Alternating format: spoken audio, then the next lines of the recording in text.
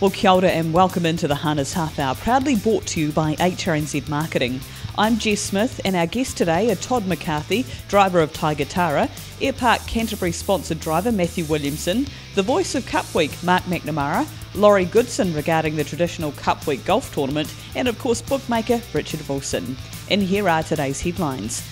The Fixer moved into second favourite for the New Zealand Cup in futures markets ahead of the final field after his win at Addington on Friday night. Natalie Rasmussen has opted to drive the Fixer in the Cup following the win, and Tiger Tara remains the futures favourite in the market. Saturday's Timaru Cup went to Preston Pans for trainer-driver Bob Butt. It was the 4-year-old son of Some Beach Somewhere's fourth win from just 13 starts and brought up 25 training victories for Bob Butt. Young North Canterbury trainer Trent Yesberg had a near-perfect day at Ascot Park on Sunday when he trained the Riverton Cup winner Airpark Flyer and Missy Moo to win at the meeting. The 2018 Inter-Dominion trophies will be on display next week, firstly at the New Zealand Standardbred Breeders Association presentation next Monday evening, and then in the Brecon Farms Winners Bar on New Zealand Cup Day. It's an exciting opportunity to see the trophies up close. Well, as we loom ever closer to New Zealand Cup Day, of course, the favourite at this stage of the game is Tiger Tara, and regular driver is Todd McCarthy. Todd, before we talk Tiger Tara, we have to congratulate you on your win over the weekend in the Australian Championship. Thank you very much. It was a big thrill and a nice notch to have under the belt. And there's a bit of talk now, Todd, that potentially you might be selected for the World Driver Championship. Has that been something that's on your radar? Yeah, it's a trip that I've always sort of admired and thought that it would be pretty fantastic to be able to do. So I think next year it's in Sweden, so that would probably be a pretty good one to be on. And I'd like to think that I'm probably in contention there to be chosen. It'd be nice, but there's a lot of good drivers in Australia, so we'll have to keep the fingers. Absolutely. Well, good luck with that, and we will keep interest high as that's announced. Todd, in terms of Tiger Tara, this horse has just gone from strength to strength. How do you feel he's matured this year as a racehorse?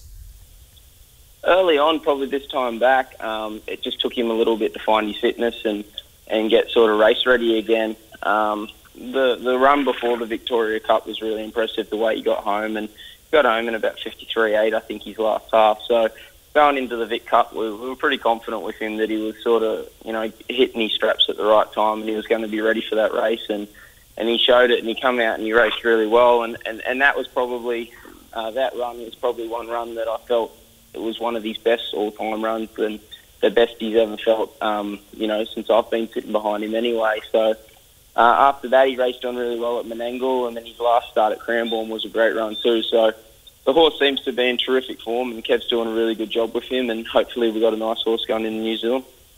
And the runs last year were massive, particularly that New Zealand Cup where he was desperately unlucky, wasn't he? Yeah, he stepped off down the back straight and he broke for a couple of strides and lost a little bit of ground, but he was probably lucky enough to get back down and gain himself and run into a little bit of money still. So hopefully this year, fingers crossed, everything goes well and we can get away good and get a good trip and we're in the mix at the finish. But it's it's such a tough race, the New Zealand Cup, and there's so many good horses and good trainers involved, and it leaves it a very open race, I think. What was it like, Todd, driving in front of the crowd at New Zealand Cup Day? Was it what you expected it to be, or was it different in any way?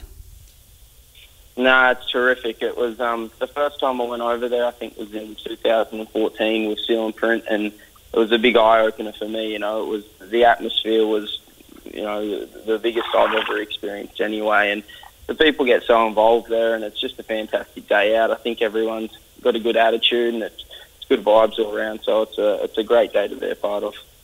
And how would it feel, Todd, winning the New Zealand Cup away from Australian soil for you?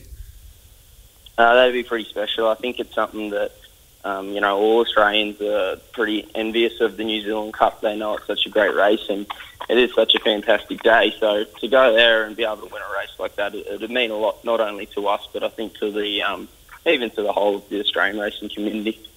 And just finally, of course, Tiger Tara, he hasn't had the best luck in terms of a lead-up because he was involved in that horrendous traffic accident. So there's another element of drama to this campaign as well. Yeah, that was pretty early on. He seems to have got past all that now, and there was a few horses involved, and it's probably, as unfortunate it was. I think they were very lucky that no people were seriously hurt, and no horses were sort of seriously hurt either. Everyone was sort of able to walk away from it. So, I think Kevin and Karen probably consider himself very lucky after that accident.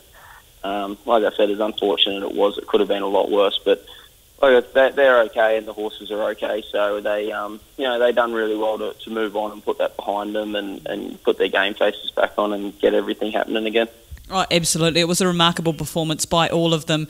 Todd McCarthy, thank you so very much for your time. I can hear that you're very busy there at the moment, and safe travels to New Zealand. We're looking forward to next Tuesday.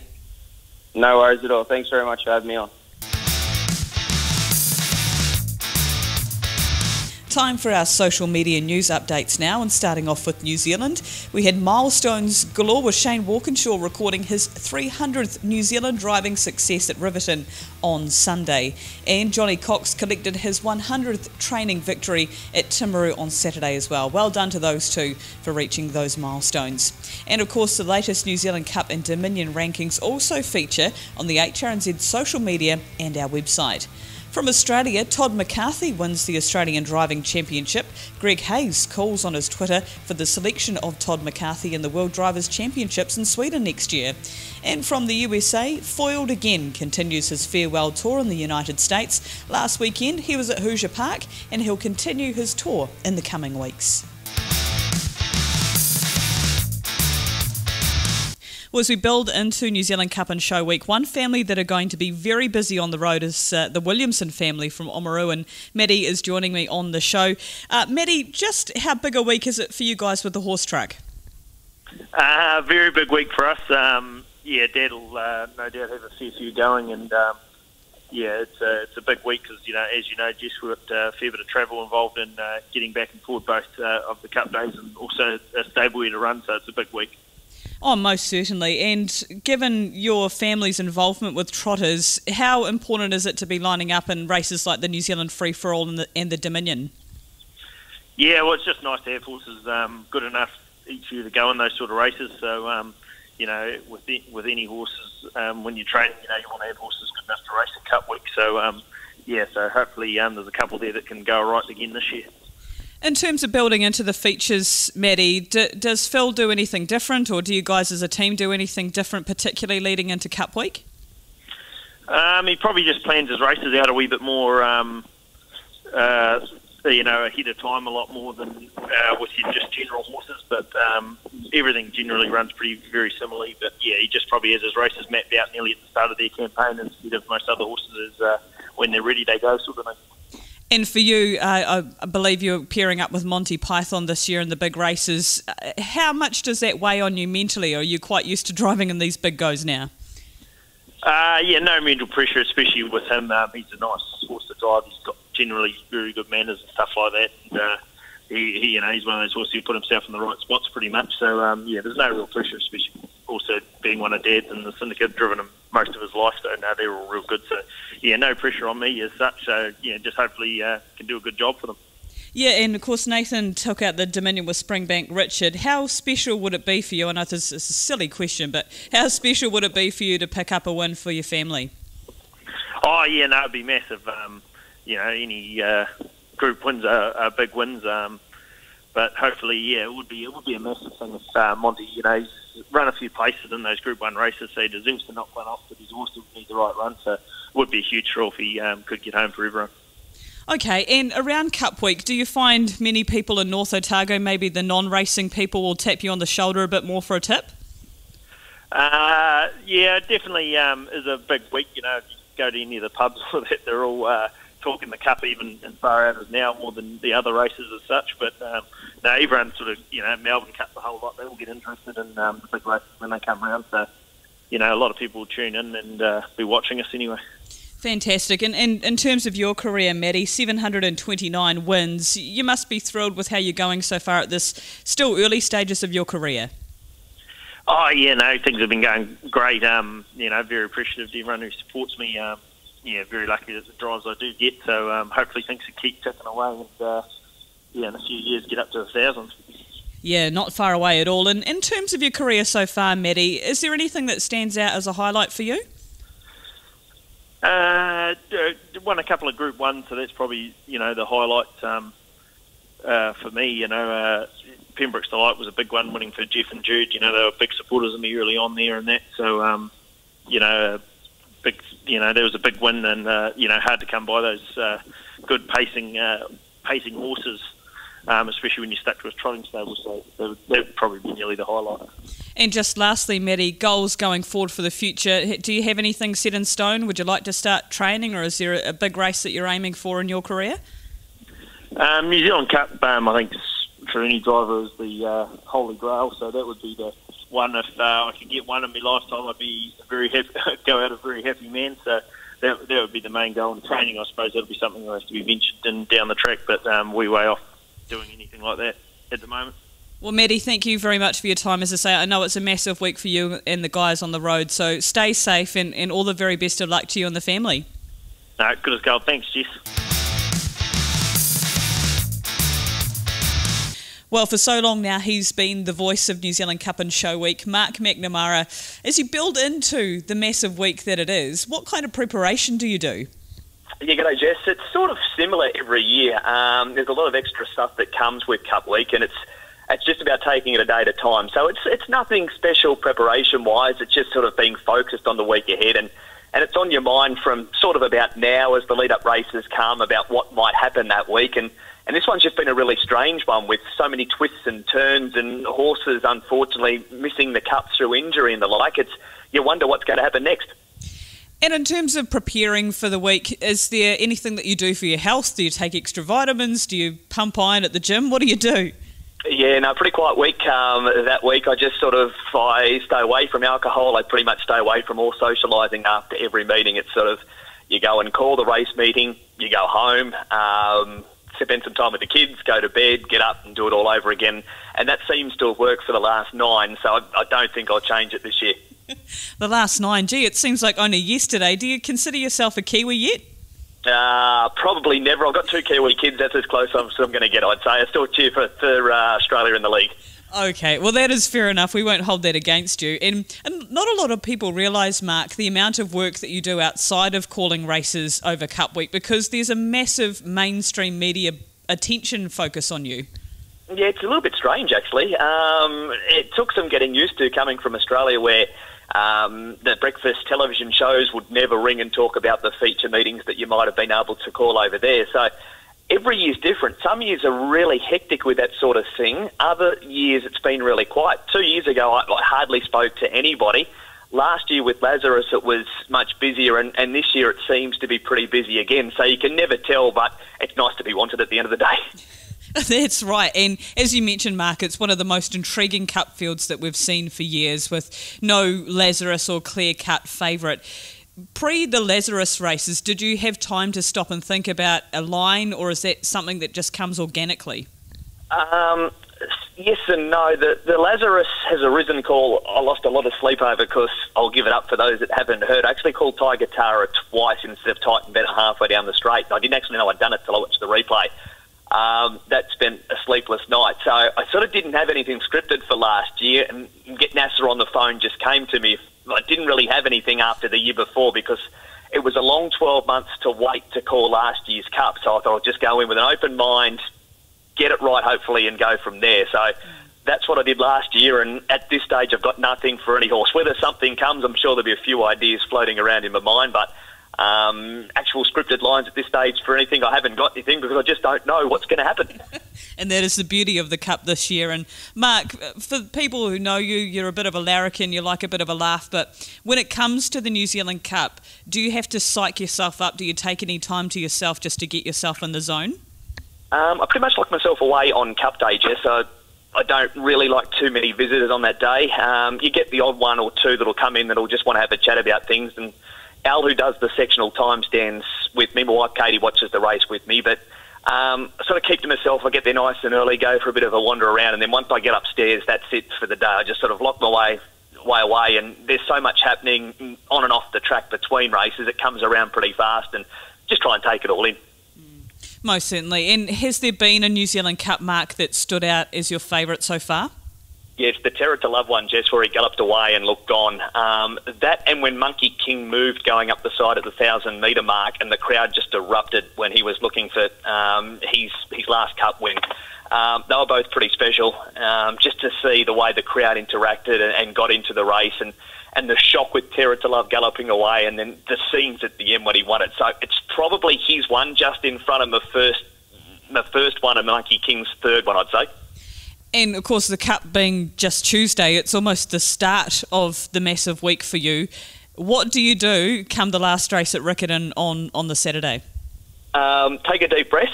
Usually go and have a couple of beers. Just depends how tired I am. Sometimes it's a big night. Sometimes I just go home. I sort of catch up with the trackside guys that we worked with during the week, your Matts, your Gregs, everyone like that.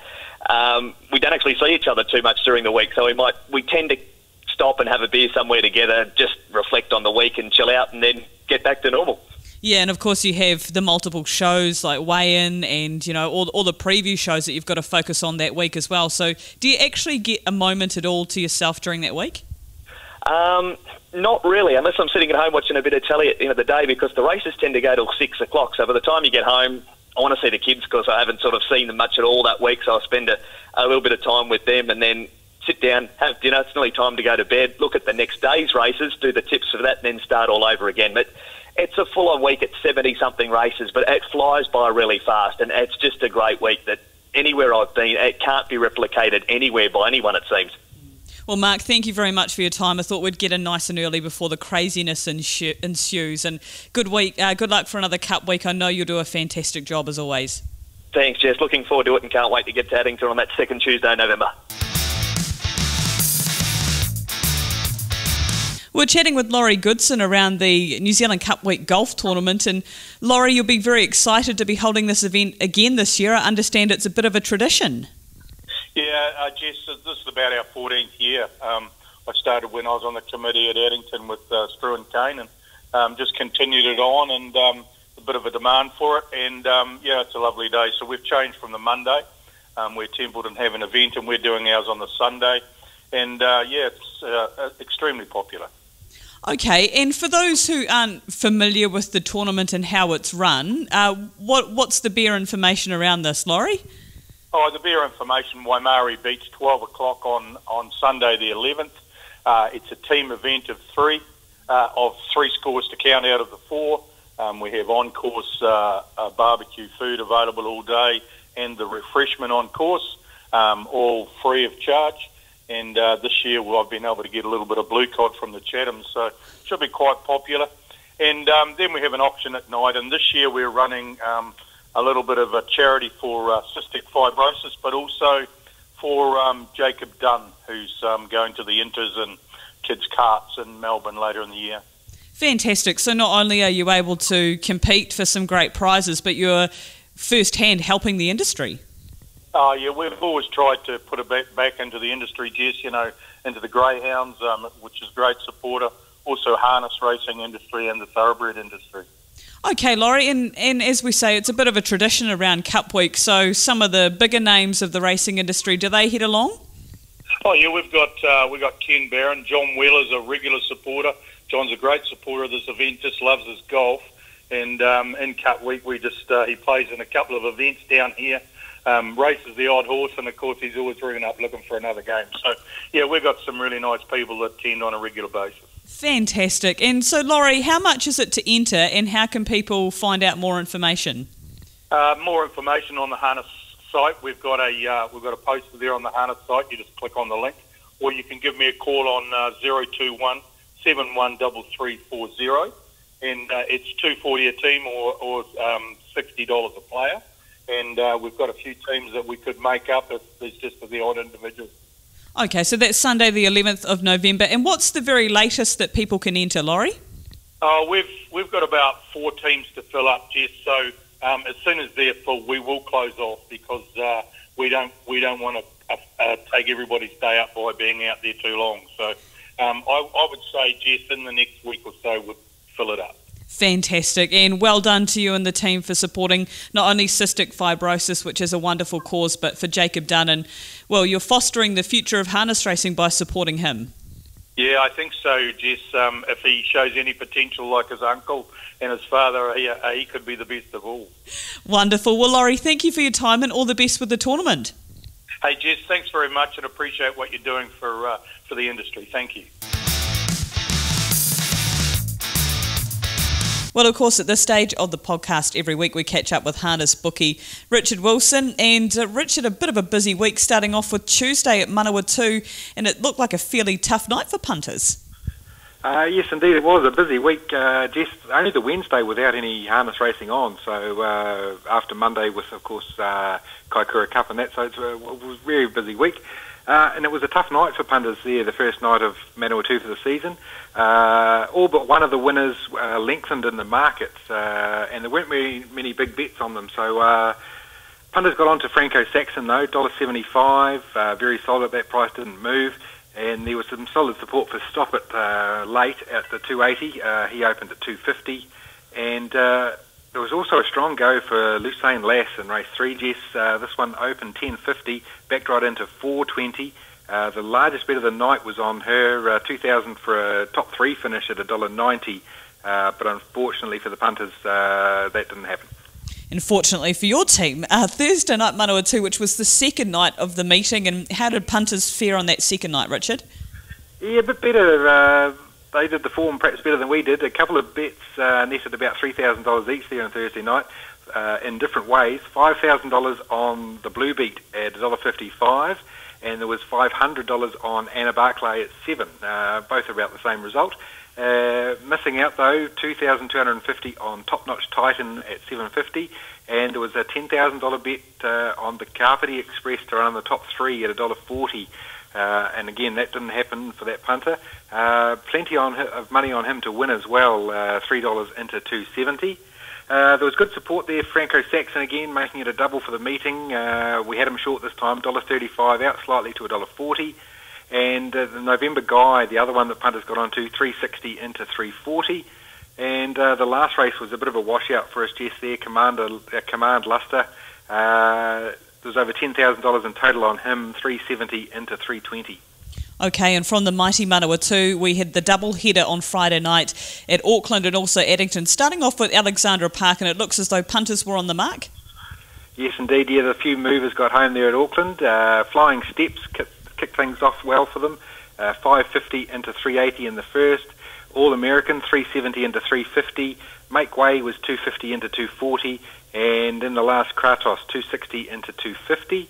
The best bet, though, $500 on Azza at 13, and there was $2,500 on Sex on Fire at $2.45 to run the top 3.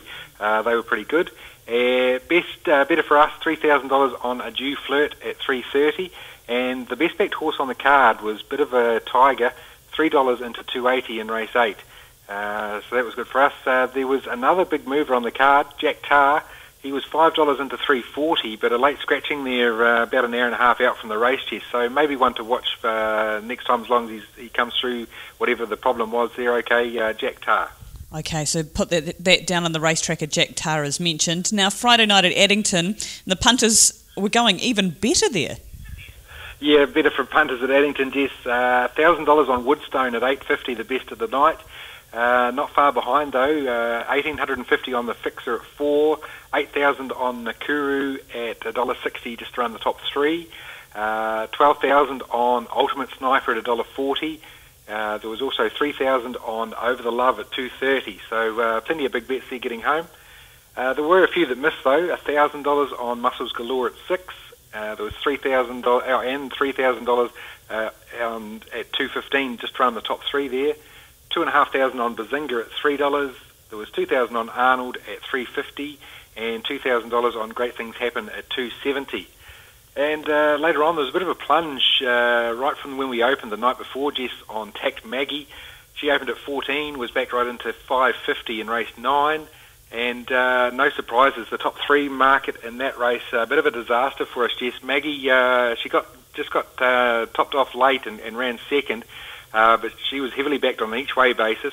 Miss You was third there, was well found, especially for a place, and there was also solid interest in the winner, Ivana Flyby. So, that top three market, one to forget for us. And in the feature event there was almost the same amount invested on both Ultimate Machete 260 out to 290, and the fixer was 380 into 290. So it's a really interesting race there. Of course, the fixer getting home, Dream About Me flashing home late, and the old cup market had a bit of another shake-up. Did it? What? And we'll get to that market momentarily. But, of course, as you mentioned, we had harness racing nearly every day over the week last week, and Saturday at Far Lap Raceway, not many huge bets, I understand. No, I think that the main focus, of course, of Saturday Derby Day in Australia and things probably wasn't on Timaru. Not many big bets there, but plenty would have been quite relieved that they didn't go bigger than they did. 10 out of the 11 winners were drifters, Jess. So, but punters still managed some good returns through Rosin Up the Bow, costing us about $8,000 there. She dug deep to score in race 4, 340 out to 370. Rock On was well back late, 310 out to 330, and Just Dance got favourite punters home in the last, never a good sign for us, $1.85 out to $1.90, just a slight drift there. A couple of big bets that missed, $5,000 on Kensington Kate to run in the top three at $1.40, and there was a $2,000 bet, Lois Sonia at $5. Okay, and Sunday we had Riverton featuring at Invercargill, and there are a couple of winners that punters did latch onto. Yes, indeed, yes. Delightful Deal in race 7, 5 into 480. That was a very even race, and it was punters were very cagey there. They didn't really step in until the last 2 or 3 minutes, and then they decided that Delightful Deal was the way to go. And then Triple VC in the last, 420 into 4, similar sort of thing there. There was a few multis early on, but then not much in the middle of the day. Late on, they latched on, and there was no large bets on them. But they were good results for plenty of punters, so it was a good spread there. Missy Moo also had plenty of fans, including a $2,000 bet at $2.90. The biggest plunge of the day there, though, was on Right You Are in race 4, $3,000 at $2.50, $5,000 at $2.20, and then there was $2,000 at $1.95, two $2,000 bets, and a $1,500 bet at all at 3. And another $3,000 bet there, all at $1.85. So very heavily back there, Right You Are, and the early mistake there eased my nerves very nicely. Yeah, I'd imagine so, given all those odd bets coming thick and fast. And there are a few other bets, I understand, that missed late in the piece, so that would have relieved you even more. Yeah, indeed, $2,000 on Chatty Man, $1.85. There were 4 $1,000 bets, or thereabouts, on April Rose at $2.10, $1,000 on Franco Citino at $2.25, and another $1,000 at $2.20. So there was a reasonable day for us there at Invercargill. Yeah, it would make the head spin, I'd imagine, that week of harness racing, and not to mention the New Zealand Cup market and how that frames up. The last official lead-up races have been run and won, and of course we've got the Cup trial on Wednesday. But Richard, at this stage of the game, what has happened to that Cup market? Well, of course the bad news was Chicago Bull came out not long after I talked to you last week, actually, and said that he would be the favourite, so that was the kiss of death on him. Tiger Tara's, moved into a $3.90 favourite. The fix is the big mover. I walked into work last Friday. He was at $18, and there was money coming in on him to beat Ultimate Machete, of course, on that race that night. So he came in even before the race, but after the race, he's $5.50, so 18 into $5.50 there on Friday. Dream About Me's into $6. Ultimate Machete's the big mover. He was $3.60 before Friday night, now $6. Eamon Maguire, $8.50 out to $10. And Star Galleria, probably the big drifter there as well, $14 out to $21. And there's been a couple other withdrawals yesterday, just No Doctor Needed, Alleluia, and Northview Hustler all won't be coming. And there's a bit of a question mark on Sheriff as well. So at least the one thing that is sort of starting to get sorted out is which horses are actually going to line up. But just exactly what prices they'll be paying on the day is anyone's guess. Oh, most certainly, and it's probably one of the most intriguing Cup lead-ups we've seen for many, many years, so thrilling in that aspect. And in terms of the Dominion, we see a similar kind of thing with evenness of the field and a few drifters and movers in that. Great Things Happen was very good getting home late on Friday night. He's into $6. We drifted Le Monde out to 12. Winterfell, a big drifter there, 15 out to 41. He'd probably have to run in the top 3 in the free-for-all on Cup Day to get a start. And there's quite a few drifters in the middle of the market and further down the bottom as well there, Jess. So it's just depending on how the rankings come out today or tomorrow as to who's going to get a start in that one as well. There's still plenty left vying for a position, but as I say, the top 3 in the free-for-all get automatic starts. So that could be the final deciding factor there. Most certainly. So just repeating that, the final Cup rankings will come out early this week, and of course the Dominion, there'll be a final list of rankings after the free-for-all next week too. Don't forget tab.co.nz for those markets. You can also find futures markets for the New Zealand free-for-all, the Inter-Dominion Pacers and Trotters too. And multi of the week this week, Richard, $500 outlay has returned nice money. Yeah, this is a good one, Jess, for a couple of reasons. $500 boxed multi, so covering yourself here, not all of them have to come in, but they all did. Over the Love at 230, A Better Act just to run the top 3 at 330, Tact Maggie to run the top 3 195, and Woodstone to run the top 3 265. So the $500 box multi there returned 10,311. I'm just very thankful that they didn't put A Better Act and or Woodstone in for a win, because that would have boosted that $10,000 quite significantly. So I'm happy to pay out the $10,000 there, and not the, well, it could have been close to 100, I guess. With I'm too scared to put in the figures, but yeah, a great bet anyway. And as I say, if one of them had dipped out, they'd still make a reasonable profit. Fantastic. Yeah, well done to that punter. Just shows it can accumulate. And the week ahead, well, of course, we're building into Cup week, but a busy enough week for you? Yeah, a bit of a calm before the storm, Jess, compared to last week anyway. Forbury Park on Thursday, there's Rangiora in the afternoon and Cambridge at night on Friday, and then Wyndham, the first of their 2 days, on Sunday. So a little bit quieter than last week. Most certainly, and of course, I guess I've got to ask your Snow Globe what you're thinking around the New Zealand Cup. Richard, of course, we know that form always doesn't, mean everything into a Cup. Horses have come in before without a winning lead-up. Yeah, well, I heard someone say at work the other day that Ultimate Machete hasn't run a place this season, and how can you win a Cup without running a place leading into it? So, of course, I did had a wee bit of look back in previous Cup winners. I got back to 1990, Jess. Nero Ship was the winner that year. He had a couple of fourths was the best results he had leading into the Cup, and he won it. So it can be done. It's a wee while ago now, 1990. I remember it well, but it's a long time ago. But Ultimate Machete, he's had a fourth and a fifth and a sixth. So, and punters certainly aren't writing him off. Perhaps we are a little bit, being that big drift, but there's still some money coming in for Ultimate Machete, so people are keeping the faith out there. Okay, so maybe that's the one flying under the radar with that drift in price of punters wanting to play the $6 at the moment. Richard, thank you so much. I know you're going to be down here for Cup Day, so we might even hunt you out on the day and get an update from what's been happening and see how you're enjoying it. But we'll have a Cup special next week here on the Harness Half Hour. So thanks so much, and make sure you enjoy the big day. Yeah, certainly looking forward to it. It's been a number of years since I've been down there, so yeah, really looking forward to it. And what's coming up racing-wise this week? On Thursday night we have Forbury Park. Friday, a double header with Rangiora starting at 3 p.m, their twilight meeting, and Cambridge during the evening. Sunday we head down to Wyndham, and of course Tuesday it's the big dance, Christchurch Casino, New Zealand Cup Day at Addington. And a reminder that if you are an owner of a horse in on Cup Day, please ensure your email is registered with us here at HRNZ. This will allow tickets and Cup Day information to be sent officially once the fields are out.